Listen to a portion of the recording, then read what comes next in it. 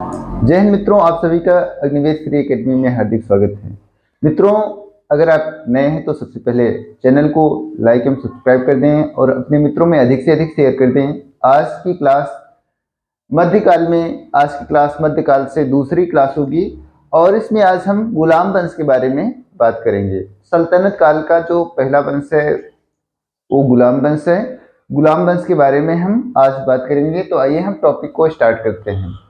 तो आज का जो हमारा टॉपिक होगा वो होगा गुलाम वंश। तो कल हमने आपको टिक बताया था, गुलाब खिले तो सुगंध लो ना। तो आज का हमारा जो टॉपिक होगा गुलाम वंश। गुलाम वंश के बारे में आज हम बात करेंगे। गुलाम वंश की स्थापना, गुलाम वंश की स्थापना साथियों आपको पता होना चाहिए कि किसने की थी। तो स्थापना जो है, गुलाम वंश की स्थापना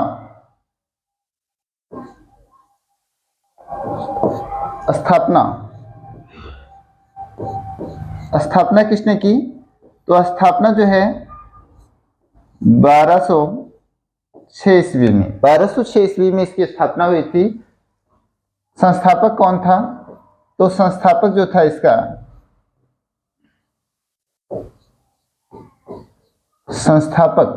संस्थापक आपको बताना है कुतुबुद्दीन ऐबक।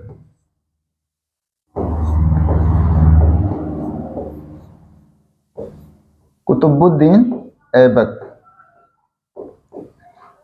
ये कौन थे? ऐबक जो है, ऐबक जो थे मोहम्मद गोरी के गुलाम थे और मोहम्मद गोरी के दामाद थे। ठीक है, मोहम्मद गोरी के दामाद थे। तो गुलाम और गुलाम थे और कौन थे? गोरी के दामाद, मोहम्मद गोरी के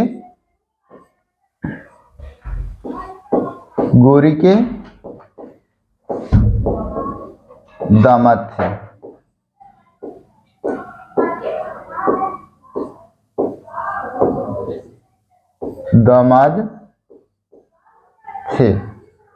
तो इसको नोट कर लीजिएगा। अब हम गुलाम वंश के बारे में बात करेंगे। गुलाम वंश के संस्थापक जो है कुतुबुद्दीन ऐबक थे। आपको गुलाम वंश के बारे में पता होना चाहिए कि ये कौन थे? तो गौरी के गुलाम थे। कुतुबुद्दीन ऐबक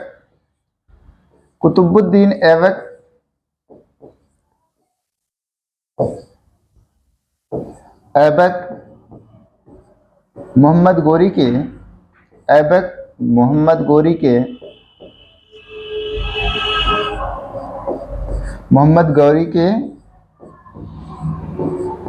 गुलाम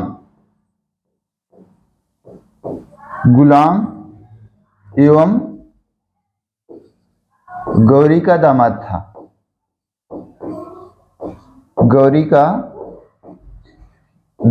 था। इसी ने क्या किया कि गुलाम वंश की स्थापना की। किसने? तो आपको बताना है कुतुबुद्दीन ऐबक ने गुलाम वंश की स्थापना 1206 ईस्वी में किया था। मध्यकाल में जो गुलाम होते थे उनको बंदगा कहा जाता था। मध्यकाल में गुलामों को क्या कहा जाता था? तो मध्यकाल में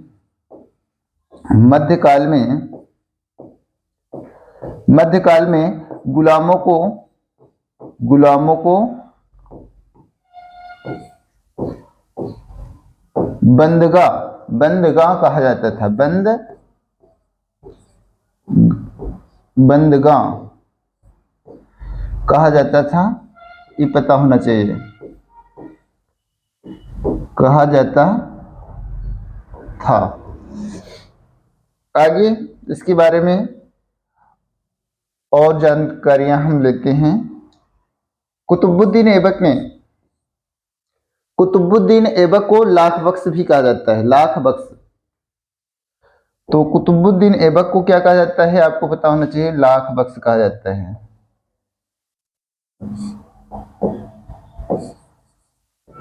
कुतुबुद्दीन ऐबक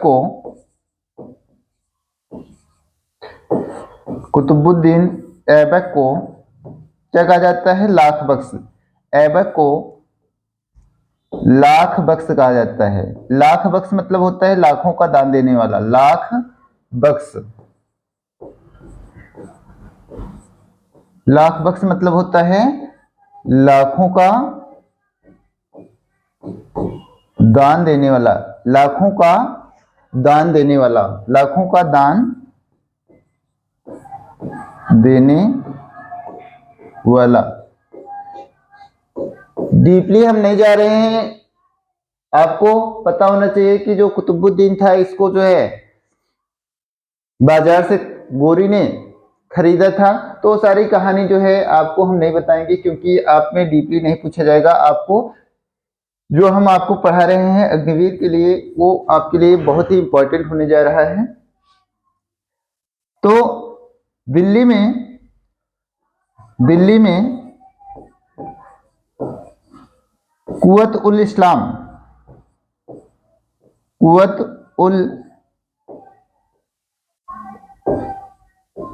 उल इस्लाम मस्जिद का निर्माण, कुव्वत उल इस्लाम मस्जिद का निर्माण, मस्जिद का निर्माण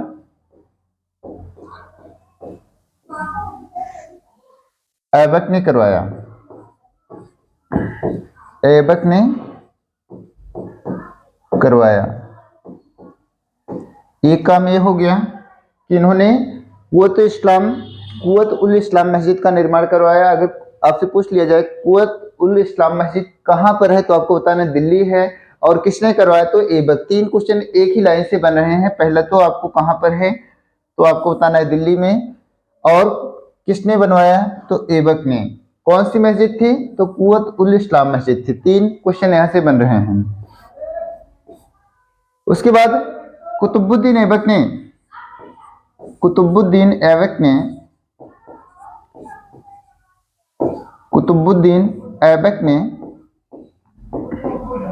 ऐबक ने अजमेर में 2.5 दिन का झोपड़ा, 2.5 दिन का झोपड़ा, 2.5 दिन का झोपड़ा, 2.5 दिन का झोपड़ा, 2.5 दिन का झोपड़ा, झोपड़ा का क्या किया? निर्माण किया। दिन का झोपड़ा का निर्माण करवाया। तो 2.5 दिन का झोपड़ा कहाँ है? अगर एग्जाम में पूछा जाए तो आपको बताना है कहाँ है? अजमेर में है। 2.5 दिन का झोपड़ा कहाँ है? अजमेर में है। आगे कुतुबुद्दीन ऐबक ने, कुतुबुद्दीन ऐबक ने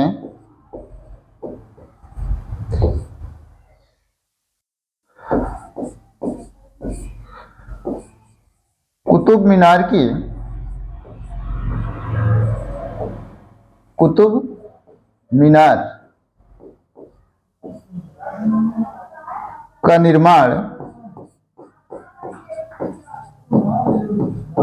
सूफी संत बख्तियार काकी की स्मृति में किया था। निर्माण बख्तियार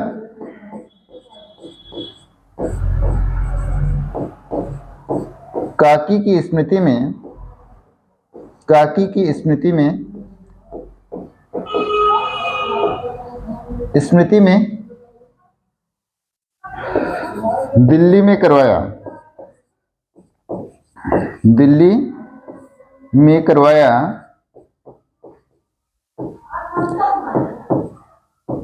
लेकिन इसकी जो तीसरी मस्जिद जो मंजिल थी, उसको पूरा निर्माण तो इसने शुरू किया था, लेकिन इसको पूर्ण किसने करवाया था? तो पूर्ण करवाया था, यहीं पर हम लिख देते हैं, कुतुब मीनार को पूर्ण करवाया। कुतुब मीनार को इल्तुतमिश ने, इल्तुतमिश ने पूर्ण करवाया, पूर्ण करवाया।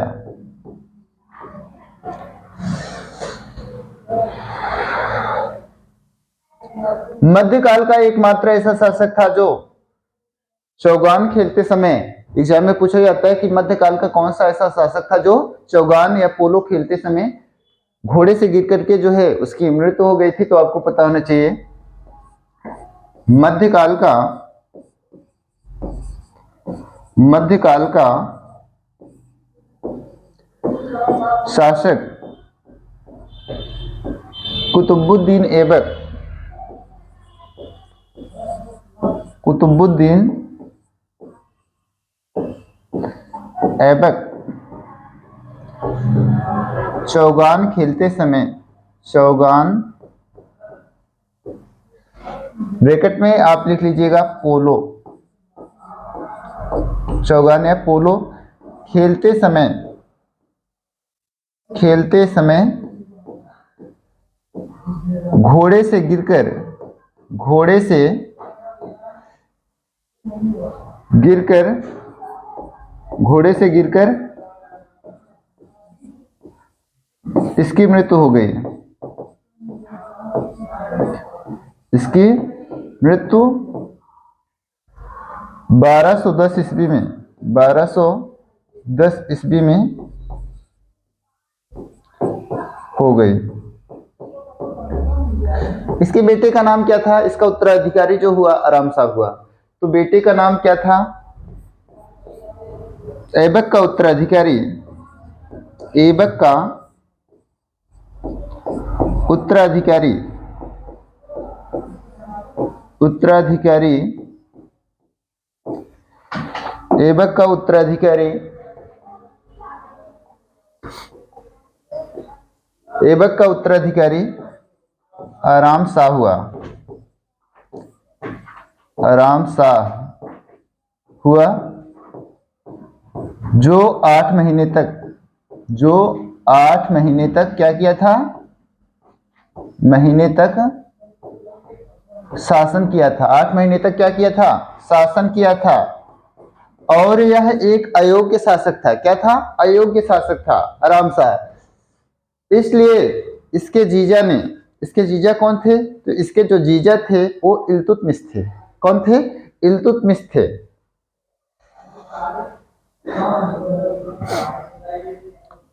बहन के जो पति थे वो कौन थे? तो इल्तुतमिश। ऐबक का उत्तराधिकारी आराम शाह हुआ जो 8 महीने तक शासन किया, शासन किया।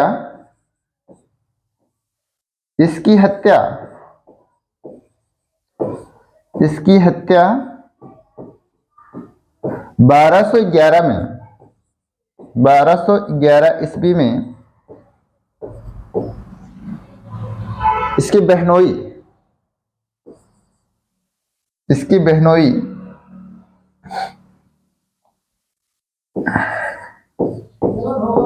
इसके बहनोई इल्तुतमिश ने, इल्तुतमिश ने इसकी हत्या कर दी, इसकी हत्या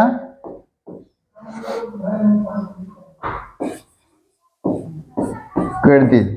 तो आपको ये पता होना चाहिए कि इल्तुतमिश कौन थे। तो ऐबक के कौन थे? तो ऐबक के ये भी क्या थे? गुलाम थे। ऐबक ने भी एक गुलाम अपनी सेवा के लिए रखा था। तो उसका नाम क्या था? इल्तुतमिश था। तो इल्तुतमिश को जो है गुलामों का गुलाम कहा जाता है, इसलिए इस पूरे वंश को ही गुलाम वंश कहा जाता है। तो आगे देखते हैं। इल्तुतमिश, इल्तुतमिश ऐबक का, ऐबक का गुलाम था, ऐबक का गुलाम था।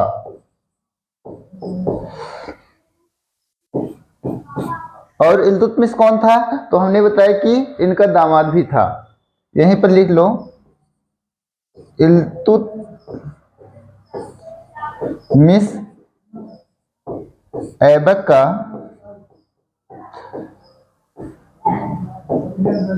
दामाद भी था।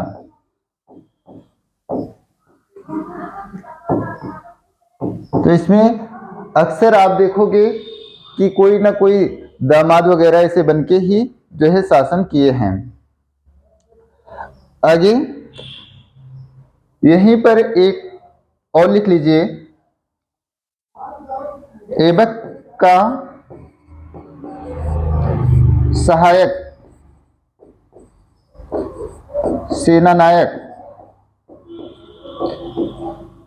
सेनानायक बख्तियार खिलजी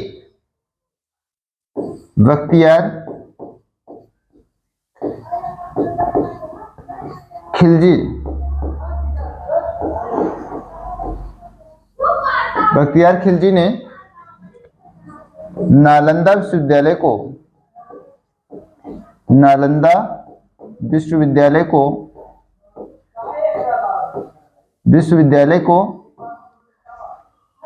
ध्वस्त किया था। ध्वस्त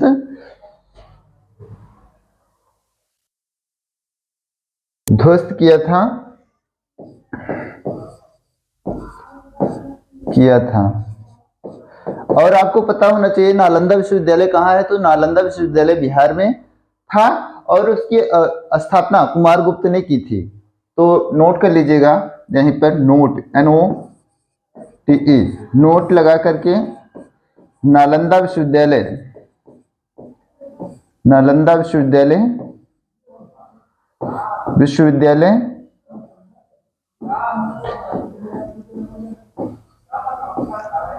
विश्वविद्यालय की स्थापना कुमारगुप्त ने की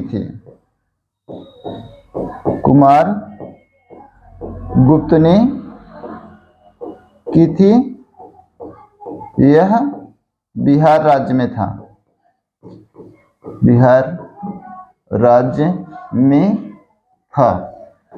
ठीक है, आगे हम लोग देखेंगे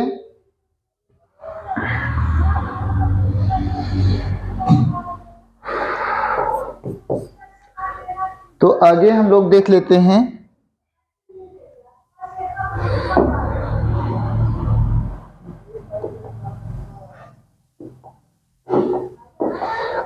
देखेंगे ऐबक की मृत्यु हो गई। इल्तुतमिश जो है 1211 में क्या हुआ, शासक बन गया। इल्तुतमिश ने क्या किया, कुतुब मीनार को जो है कंप्लीट करवाया था। तो कुतुब मीनार का निर्माण जो है किसकी याद में किया गया था, तो आपको बताना है बख्तियार काकी की स्मृति में इसका जो है निर्माण करवाया गया था। आगे देखते हैं, इल्तुतमिश को गुलामों का गुलाम कहा जाता है। नोट कर लीजिए, इल्तुतमिश को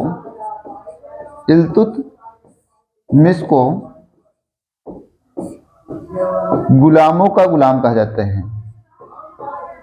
गुलामों का गुलाम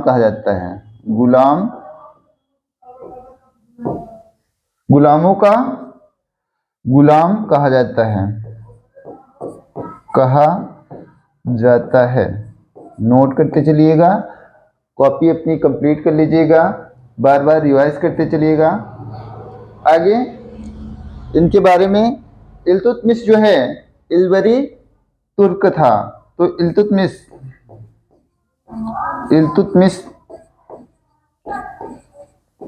क्या था, इल्बरी तुर्क था।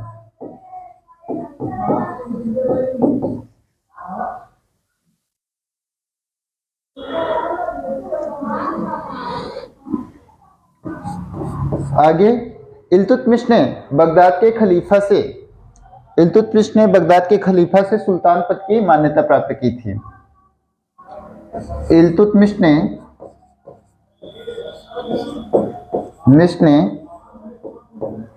बगदाद के खलीफा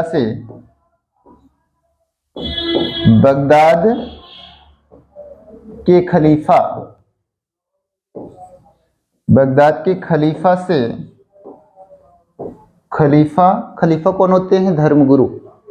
खलीफा मतलब होता है धर्म गुरु से सुल्तान की मान्यता, सुल्तान की मान्यता प्राप्त की थी। सुल्तान की मान्यता प्राप्त की थी, प्राप्त की थी। आगे हम लोग देखेंगे इल्तुतमिश ने जो है क्या किया था? इल्तुतमिश ने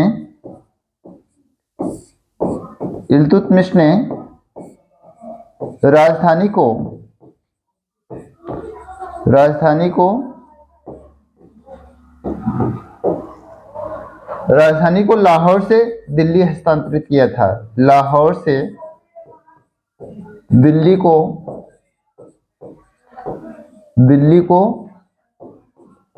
हस्तांतरित किया था। इन सबको नोट कर लीजिएगा।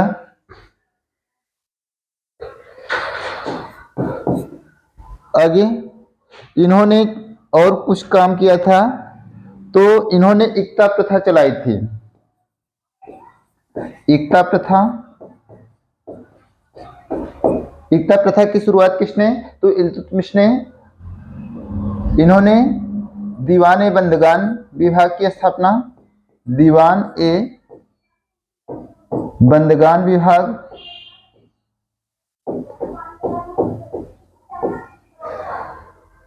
दीवान ए बंदगान विभाग की स्थापना दासों के लिए विभाग,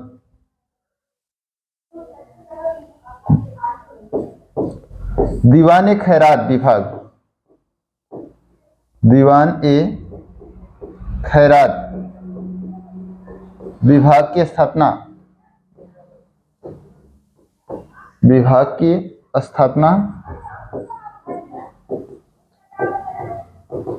करवाई थी।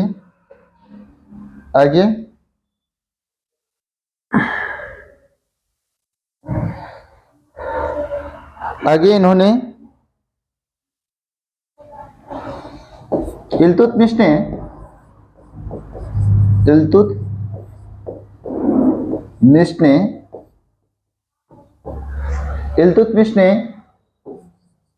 40 गुलामों के दल को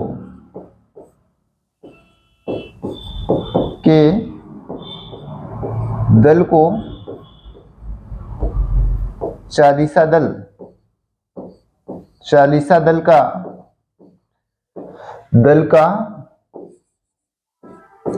गठन किया। तो ये सारी चीजें आपको पता होना चाहिए। आज की क्लास को हम यहीं पर समाप्त कर रहे हैं। अगले दिन फिर हम आपसे आगे